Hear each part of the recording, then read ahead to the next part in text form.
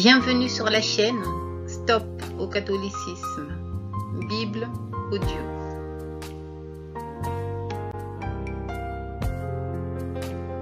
Si vous avez des questions, un témoignage, écrivez à cette adresse mail bibleaudio.stopocatholicisme@gmail.com. La foi vient de ce qu'on entend, et ce qu'on entend vient de la parole de Christ. La foi vient de ce qu'on entend, et ce qu'on entend vient de la parole de Christ. Romains, chapitre 10, verset 17. Si vous demeurez dans ma parole, vous êtes vraiment mes disciples. Vous connaîtrez la vérité, et la vérité vous affranchira. Jean, chapitre 8, verset 32. L'Éternel Dieu n'écoute pas ceux qui ne font pas sa volonté. Lisons la Bible, écoutons ce que dit l'Éternel Dieu dans sa parole. Évangile selon Jean, chapitre 9. Or nous savons que Dieu n'écoute pas les pécheurs. Mais si quelqu'un est pieux envers Dieu et fait sa volonté, celui-là il l'écoute. Question. L'Éternel Dieu n'écoute pas les pécheurs, ceux qui ne font pas sa volonté. Chers catholiques, la Bible dit que l'Éternel Dieu n'écoute pas les pécheurs. Le péché, n'est-ce pas la transgression de la loi? Le péché, n'est-ce pas désobéir aux commandements de l'Éternel Dieu? L'Éternel Dieu écoute-t-il ceux qui transgressent sa loi, qui désobéissent à ses commandements? Non, dit la Bible. Ainsi, ne pas obéir à l'Éternel Dieu, c'est pécher. La Bible dit encore que l'Éternel Dieu écoute ceux qui font sa volonté. Faire la volonté de l'Éternel Dieu, n'est-ce pas lui obéir? Faire la volonté de l'Éternel Dieu, n'est-ce pas mettre en pratique ses commandements? Chers catholiques, faites-vous la volonté de l'Éternel Dieu?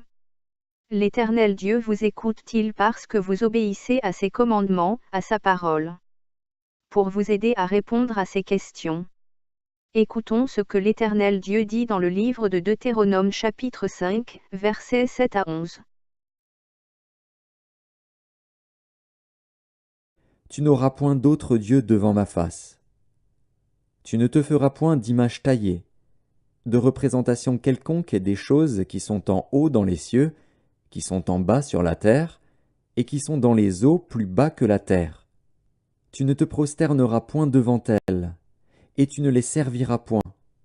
Car moi, l'Éternel, ton Dieu, je suis un Dieu jaloux, qui punit l'iniquité des pères sur les enfants jusqu'à la 3e et à la 4e génération de ceux qui me haïssent, et qui fait miséricorde jusqu'en 1000 générations à ceux qui m'aiment et qui gardent mes commandements.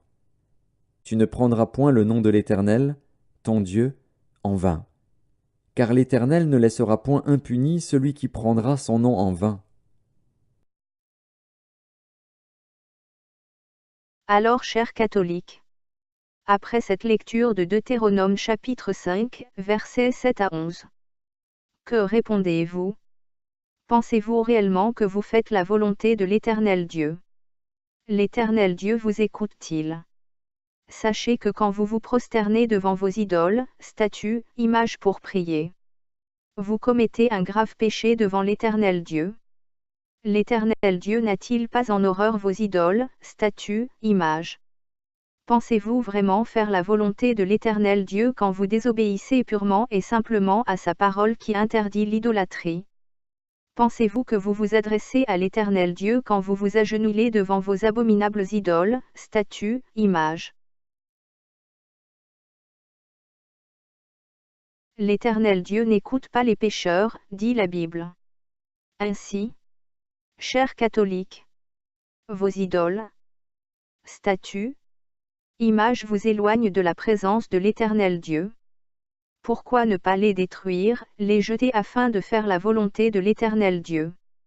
Pourquoi ne pas les détruire, les jeter, afin d'obéir à ses commandements qui interdisent formellement l'idolâtrie?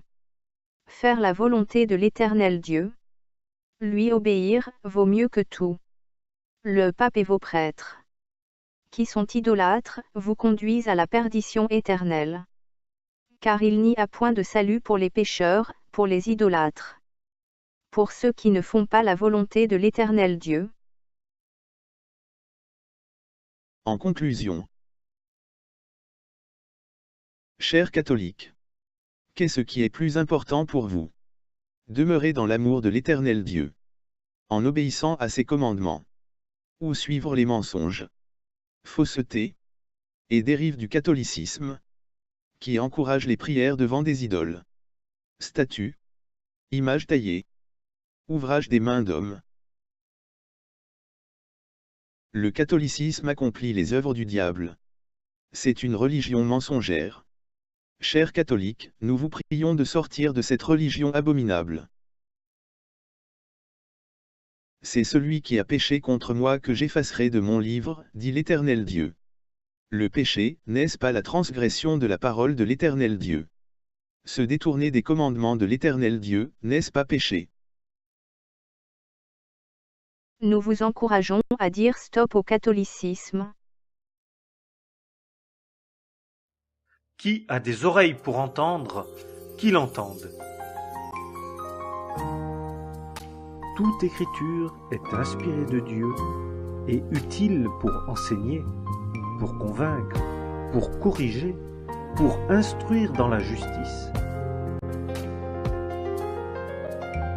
Dieu, sans tenir compte des temps d'ignorance, annonce maintenant à tous les hommes, en tout lieu, qu'ils aient à se repentir, parce qu'il a fixé un jour où il jugera le monde selon la justice, par l'homme qu'il a désigné, ce dont il a donné à tous une preuve certaine en le ressuscitant des morts.